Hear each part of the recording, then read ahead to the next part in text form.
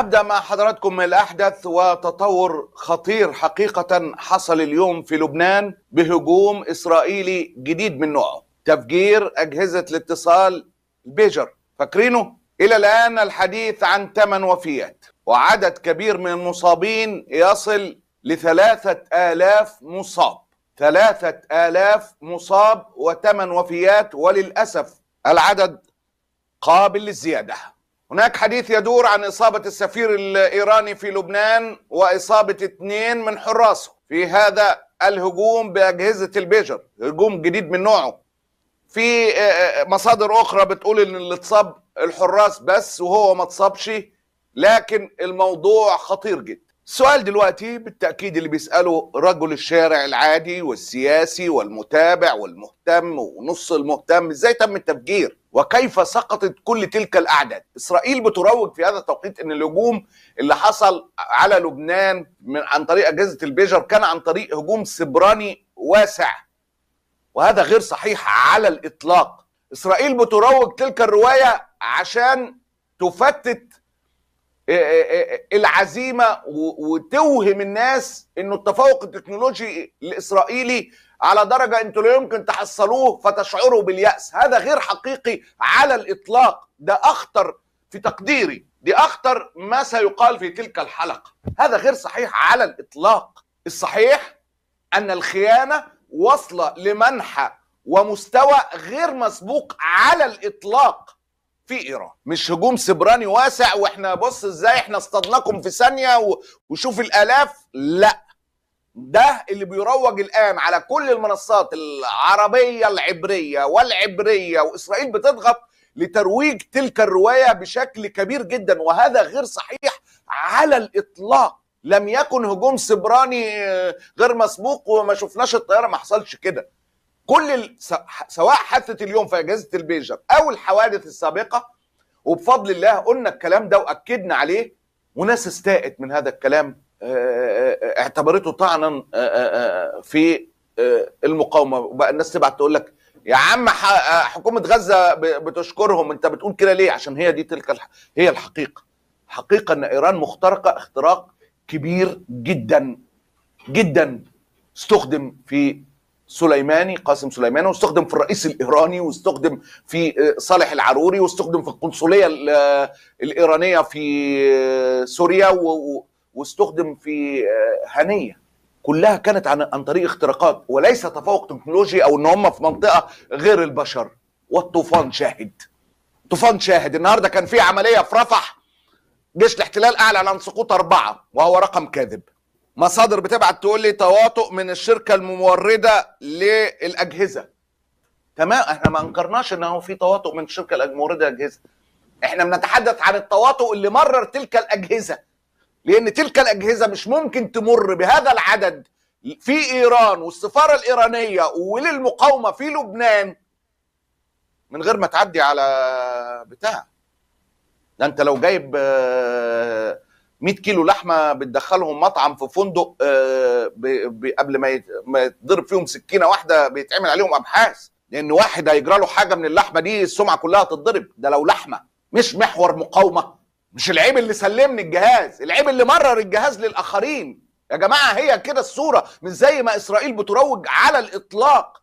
على الاطلاق مفيش هجوم سبراني واسع حصل، ومفيش غمناكم وبقيتوش شايفين وقتلنا منكم كده. ده مش حقيقي. تلك الرواية قد تروج عن طريق العبرية، أنا مش متابع، أنا معاك على الهوا اهو، قد تروج عن طريق الوسائل الإسرائيلية، وده بيحصل فعلا، لتفتيت العزيمة، لإشعارك بلو أنك مهما عملت مش هتقدر تصل لتلك المرحلة. وهذا غير حقيقي. هذا غير حقيقي. الجزيرة نقلا عن مصادر لبنانية: أجهزة البيجر وصلت لبنان قبل 5 شهور. 5 شهور. 5 شهور دي تشمل إيه؟ اغتيال الرئيس الإيراني، اغتيال صالح العروري رحمة الله عليه في الجنوب، تفجير السفارة الإيرانية في سوريا، واغتيال أبو العبد في إيران نفسها. والنهاردة اهو حدث الخامس. عشان كده قلت لك نتنياهو فضل مأخر تلك العملية، صبر عليها كتير جدا، لأنها هتفضح اللعبة، هتفضح الاختراق اللي حصل بأجهزة البيجر، لكنه اضطر يحرقها زي ما حرق سفن كتير جدا، لان الدايره ضاقت عليه، ما بقاش عنده طريقه يكمل بيها الحرب، الكل بيضغط عليه عشان يوقف الحرب ويبرم صفقه، وهو ما قداموش غير انه يكمل. فعشان كده المصادر اللبنانيه نقع الجزيره، يعني تصدق او ما تصدقش على راسي من فوق، لكن والله لسه شايف بتاعت نقل عن الجزيره دي دلوقتي مصادر لبنانيه. انما تواتر المشاهد بهذا الشكل يخلي الموضوع مش محتاج عبقريه، يعني مش محتاج انك تبقى تعرف ان ايران مخترقه، وبما ان ايران مخترقه فالحزب مخترق. يعني فاهم، بما ان ايران مخترقه فالحزب تاكيدا مؤكدا صارما قاطعا جازما مخترق. يا لمبي، بداية ده جهاز البيجر اللي انفجر بعد سخنة بطاريته بشكل مفاجئ. كمية كبيرة جدا من أجهزة البيجر سخنت بطارياتها بشكل مفاجئ. تتذكروه قبل طلوع الموبايل، جهاز صغير كان بيستخدم قديما في تلقي رسائل بدائية قبل المحمول، كان بيشيل البيجر ده، كان يعني بيشار ليه بالبنان، بيتحط في الجيب. الجهاز ده بيتحط في الجيب كده او بيتعلق في الحزام. ظهر الجهاز ده في الخمسينيات والستينيات، وتم تطويره اوائل التسعينيات، وكان بيستخدم في الاماكن اللي ما فيهاش شبكات تليفون ولاستدعاء الناس. الناس بتوجه لبعض رسائل بارقام، بتشوف الرقم اللي رن عليك، بتروح تتصل بيه. الشخص اللي بيبقى متصل بيه عارف المقصود بالرقم. احيانا مع الوقت بقى يستخدم كرسائل بارقام تحمل شفرات متفق عليها، يعني لو بعت لك 3 تسعات فاحنا هنتقابل، 3 سبعات يبقى مش هنتقابل مثلا، يعني بيبقى زي الشفرات البسيطه جدا. يعني الجهاز بيرن، لا رقم رن عليك لا شفره جات لك. اللي بيتصل بيك ده بيبقى معاه زي باسورد كده يكتبه للاتصال بيك، ما بيبقاش واضح الجهاز ده الاتصال جاي منين، بيتعرف عن طريق الرقم او الشفره اللي بتظهر في الجهاز. جهاز بيتم استخدامه البيجر لحد دلوقتي في بعض المستشفيات مع الدكاتره تحديدا. ليه؟ او فرق التمريض، يعني عشان في اجهزه اشعه بتتاثر بموجات المحمول في المستشفى، في اجهزه ما ينفعش تقرب منها موجات المحمول، فعشان يتم استدعاء طبيب لمكان معين فيبقى متواجد هذا الجهاز. طب ايه اللي حصل في الهجوم ده؟ السؤال الاهم. اللي حصل ان بشكل مفاجئ بطاريات الاجهزه الصغيره دي البيجر سخنت فجاه بسرعه رهيبه، الاف الاجهزه في نفس الوقت سخنت بشكل كبير جدا فانفجرت. آلاف الأجهزة انفجرت في نفس الوقت، فأصابت الشخص اللي حامل الجهاز واللي حواليه. شكل الجهاز بعد الانفجار بقى عامل كده، خلاص. شكل الجهاز بعد الانفجار داب كده، بص، صهر من ارتفاع الحرارة الشديد جدا. الجهاز ده بطاريته ليثيوم بتستمر لمدة 30 ساعة، والليثيوم معروف البطارية لو انفجرت بتبقى مشكلة. البطاريات اللي كانت في الأجهزة مع هذا العدد الكبير جدا، بقول لك الإصابات 3000 وانت طالع،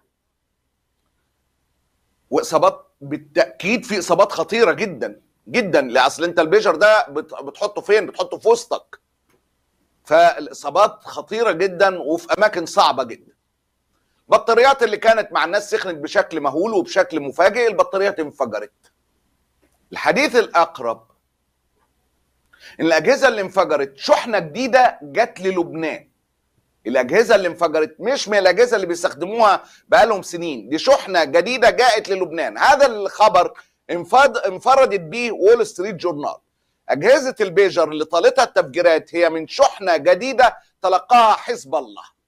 وده بيفتح باب لسؤال خطير جدا، خلاني أبدأ مع حضرتك بهذا الجزء بعد اغتيال أبا العبد. جزء ما فيهوش مواربة، لو صحت تلك المعلومة اللي انفردت بيها الوول ستريت جورنال.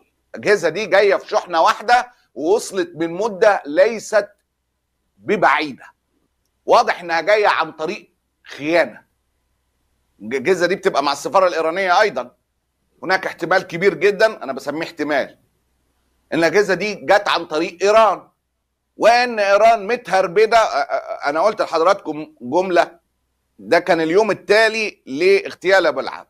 اليوم الاولاني قلت لحضراتكم انه كميه الاختراق اللي موجوده في ايران كفيله بتدمير امه مش دوله، وده اصبح جليا بشكل لا يمكن انكاره. فالاجهزه دي جت للحزب من ايران، شحنه بقى اتبدلت، اتدس فيها حاجه، وتلك الاجهزه كانت بتستخدم طيله الفتره الشهور السابقه بعد استلامها للتجسس على حزب الله وايران.